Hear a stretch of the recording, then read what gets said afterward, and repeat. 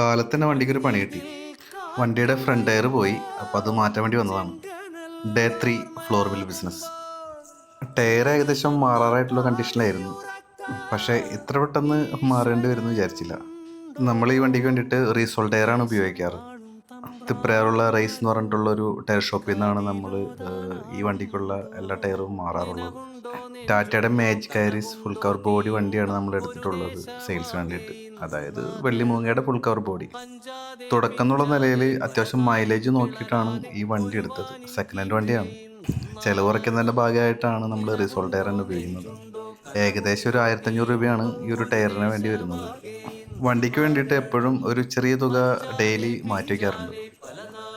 വണ്ടി ശരിയാക്കാനുള്ള പൈസ അതിൽ നിന്നാണ് എടുക്കാറ്. ഇങ്ങനെ മാറ്റി വയ്ക്കുന്നതുകൊണ്ട് വണ്ടിയുടെ പണികൾ അത്യാവശ്യം ആ പൈസ നിർത്തി പോകുന്നുണ്ട്. ഇങ്ങനെയുള്ള ചെറുതും വലുതായിട്ടുള്ള പ്രതിസന്ധികൾ എപ്പോഴും പ്രതീക്ഷിച്ചുകൊണ്ട് വേണം നമ്മൾ മുന്നോട്ട് പോകാൻ.